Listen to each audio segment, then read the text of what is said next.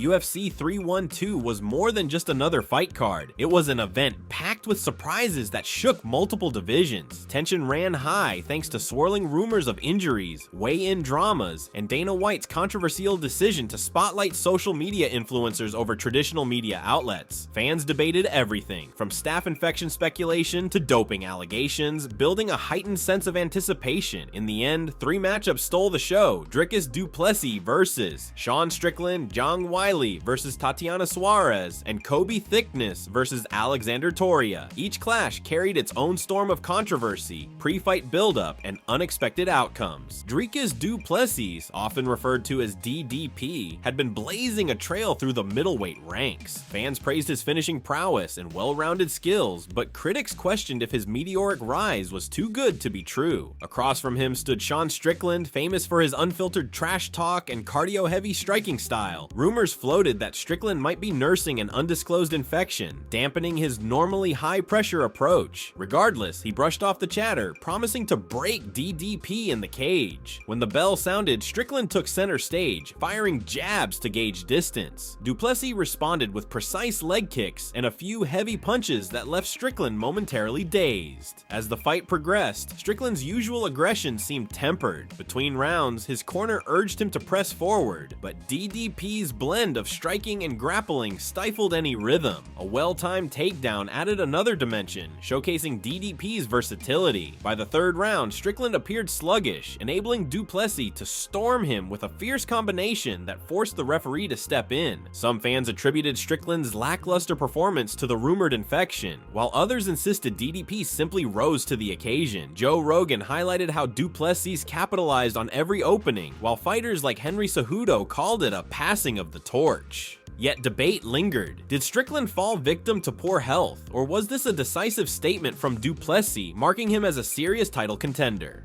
On the women's side, Zhang squared off against Tatiana Suarez in what many called a classic striker versus grappler showdown. Weili was celebrated for her explosive stand-up and championship pedigree, while Suarez earned a reputation as an elite wrestler known for suffocating her opponents from the opening bell. Pre-fight rumors hinted at undisclosed injuries in both camps, though no concrete evidence emerged. Round 1 saw Suarez effortlessly secure a takedown, leaving Weili on her back and struggling to generate offense. It was a wake-up call for those who expected Weili's athleticism to shut down Suarez's wrestling. Yet in round 2, Weili adapted, using strong underhooks to repel the next takedown attempt before landing pinpoint combinations that visibly rattled Suarez. By round 3, Weili had found her groove, stuffing takedowns, reversing scrambles, and peppering Suarez with strikes. Though Suarez had her moments, Weili finished strong, ultimately taking a unanimous decision on the scorecards. Fans wondered if Suarez had succumbed to a possible injury, or if Weili's performance simply underscored her well-rounded skill set. The conversation turned to refereeing decisions, potential game plan errors, and the champion's resilience. Post-fight, Weili remained composed, praising Suarez's toughness, while Suarez vowed to come back stronger. For many, the result cemented Weili's standing as the top fighter in her division.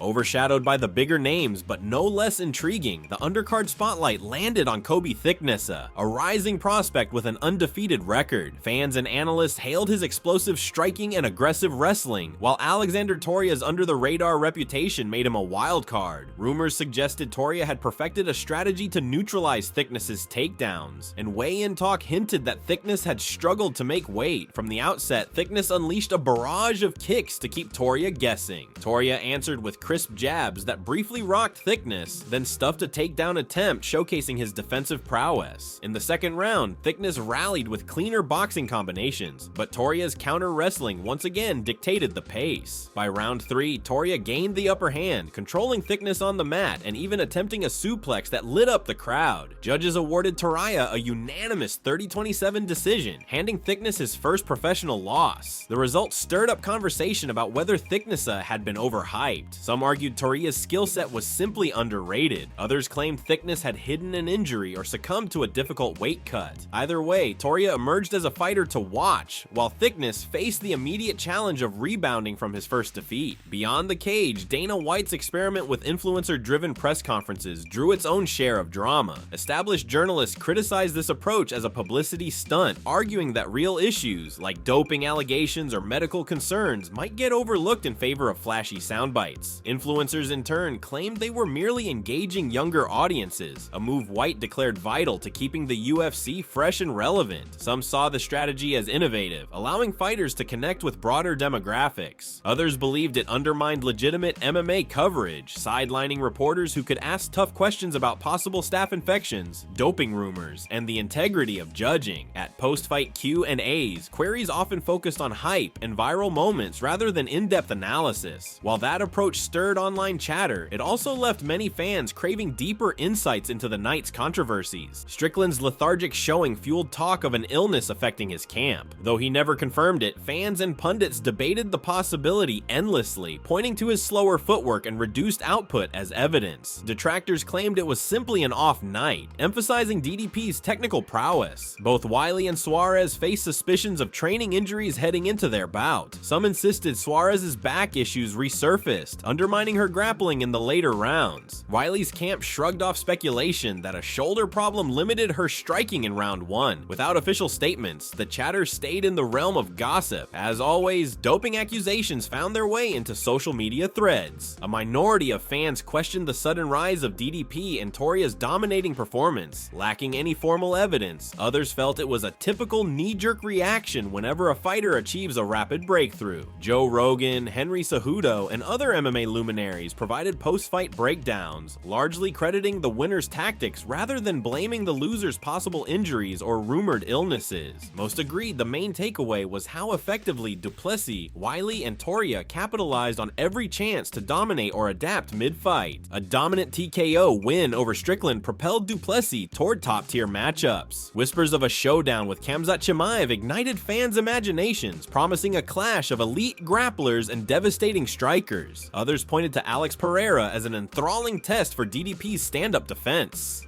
With Suarez vanquished, Wiley's next step is uncertain. She could face a rematch against familiar foes or confront other rising contenders. Supporters argue her mix of athleticism and adaptability makes her one of the most complete fighters in the division, while critics maintain a healthy Suarez would pose a graver threat in a second encounter. Suffering a first career loss can break or elevate a fighter. Many expect Thickness to adjust his training, refine his ground game, and seek a formidable opponent for a bounce-back victory. Whether he can recapture his hype depends on improvements in his overall skill set. Fresh off dismantling an undefeated prospect, Topuria could see a swift climb up the ranks. His success underscored the importance of a solid game plan and well-rounded grappling. If he continues making statements like this, it won't be long before he faces bigger names. UFC 312 showcased the unpredictability and drama that make mixed martial arts a global spectacle. Dricus Du Plessis delivered a star-making performance against an oddly subdued Sean Strickland, prompting debates about rumored infections and whether DDP has genuine championship potential. Zhang proved her resilience against a tenacious wrestler, shifting momentum mid-fight to neutralize Tatiana Suarez. And on the undercard, Alexander Topuria exposed the first major flaw in Kobe Thickness's otherwise meteoric ascent. Yet behind all these storylines, controversies lurked, injury whispers, doping chatter, and unresolved questions about the UFC's media direction under Dana White. In an era where attention is currency, influencer-driven press rooms stirred excitement for some, while leaving others longing for deeper, fact-based interrogation. Still, the fights themselves delivered, reminding everyone why this sport captivates millions around the globe. Where do these fighters go from here? Will DDP break into title contention, or will another contender steal the spotlight? Could Suarez come back stronger and force a second showdown with Wiley? And how will Thickness regroup after tasting defeat for the first time?